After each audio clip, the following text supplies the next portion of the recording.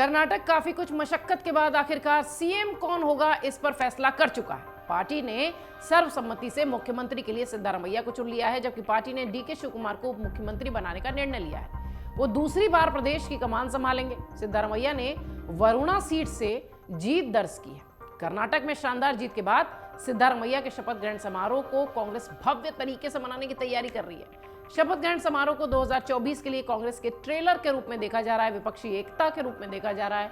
सिद्धारमैया के शपथ ग्रहण समारोह में कांग्रेस ने करीब 20 पार्टियों को न्योता दिया है, लेकिन आम आदमी पार्टी, बीएसपी, बीआरएस और बीजेडी जैसे विपक्षी दलों को बाहर रखा गया। ये तो बात हो गई शपथ ग्रहण समारोह में पार्टियों की। अब बात करें सिद्धारमैया की। सिद्धारमैया को यूं ही मंझा हुआ खिलाड़ी नहीं कहा जाता, बल्कि उसके पीछे कई सारी वजह है। सिद्धारमैया कर्नाटक की राजनीति के हीरो कहे जाते हैं। कभी वो राजनीतिक सूझबूझ से पूर्व पीएम एचडी देवगौड़ा और बीएस येदियुरप्पा को चित्त कर चुके होते हैं, तो कभी मल्लिकार्जुन खड़गे को सीएम की रेस में पीछे छोड़ देते हैं। और तो और आपको बताएं कि वो कांग्रेस के धुर विरोधी भी रह चुके हैं। आइए सिद्धारमैया के बारे में थोड़ा विस्तार से आपको बताते हैं कि क्यों उन्हें दक्षिण में इतना पसंद किया जाता है। साउथ में कई हस्तियों का जादू लोगों के सिर चढ़कर बोलता है। ठीक उसी तरह कर्नाटक के लोगों के दिल पर सिद्धारमैया राज करते हैं। खासकर कुर्बा समुदाय के लोग सिद्धारमैया को संत की तरह पूजते हैं। जनता के बीच 78 साल की उम्र के सिद्धारमैया की लोकप्रियता और सियासी ताकत जबरदस्त है। कभी जनता के दिल में रहते हुए कांग्रेस विरोध की सियासत करने वाले सिद्धारमैया जब कांग्रेस में आए तो यहां भी उनका रुतबा लगातार बढ़ता गया। इसके साथ ही सियासत की तीखी एबीसीडी के ज्ञाता भी सिद्धारमैया है। मुख्यमंत्री बनने की दौड़ में सिद्धारमैया ने कांग्रेस के दिग्गजों को किनारे कर दिया और इस बार उन्होंने प्रदेश कांग्रेस अध्यक्ष डीके शिवकुमार से बाजी मारी। तो वहीं 2013 में उन्होंने मल्लिकार्जुन खड़गे को भी पीछे छोड़ दिया था। गरीब किसान परिवार से आने वाले सिद्धारमैया 1980 के दशक की शुरुआत से 2005 तक कांग्रेस के दुर्विरोधी थे, लेकिन पूर्व प्रधानमंत्री एचडी देवगौड़ा की पार्टी जो थी वहां से बाहर का रास्ता दिखाए जाने के बाद उन्होंने कांग्रेस का दामन थामा था, यानी हाथ के साथ हो गए थे।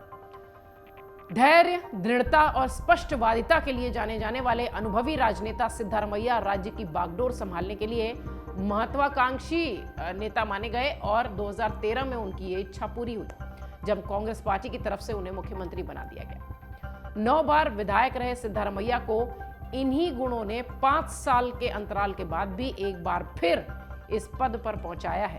दोबारा वो कर्नाटक की कुर्सी पर बैठने जा रहे हैं।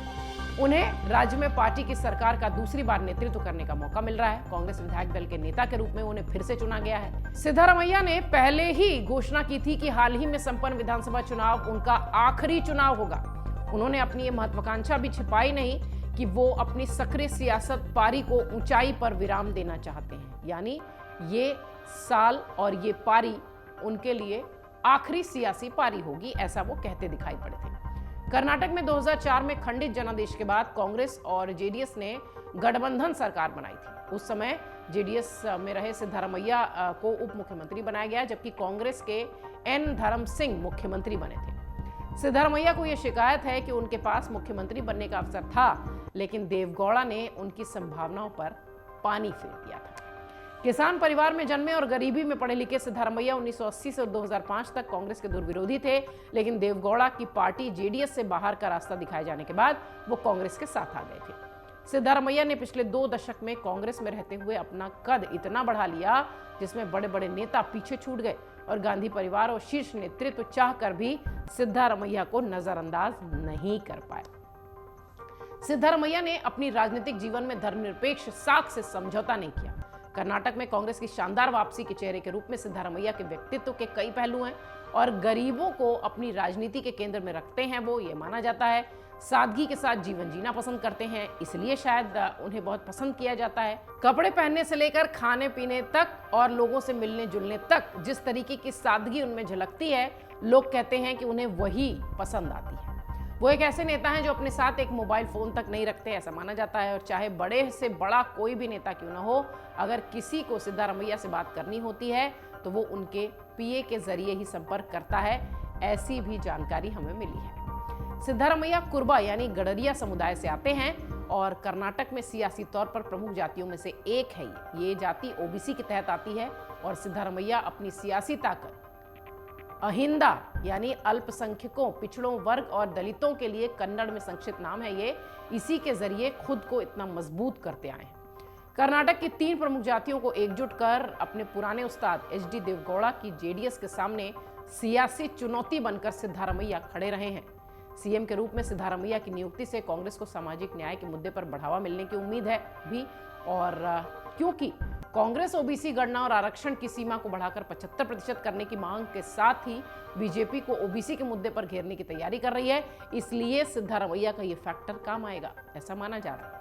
सिद्धारमैया के बारे में कर्नाटक के लोगों को पता है कि वो हमेशा ही समाज के गरीब तबके की भलाई के बारे में सोचते हैं, क्योंकि मुख्यमंत्री रहते हुए उन्होंने सामाजिक न्याय के लिए कई अहम काम किए। सिद्धारमैया की लोकप्रियता का आलम कर्नाटक में इस कदर है कि उन्हें सुनने के लिए भीड़ की भीड़ खुद चली आती है। कर्नाटक विधानसभा चुनाव के प्रचार के दौरान सिद्धारमैया की लोकप्रियता साफ तौर पर देखने मिली थी। सिद्धारमैया की सभाओं में भीड़ जुटाने के लिए पार्टी नेताओं को बहुत ज्यादा खर्च नहीं करना पड़ता था, ऐसा लोग कहते हैं, बल्कि लोग खुद ब खुद उनका स्वागत करने पहुंच जाते थे। यानी कर्नाटक में सिद्धारमैया की दीवानगी सिर चढ़कर बोलती है, और यही वजह है कि दोबारा कर्नाटक के मुख्यमंत्री पद की शपथ लेने जा रहे हैं सिद्धारमैया। मन से उजाला कर चले, मन से उजाला कर चले, एक अमर उजाला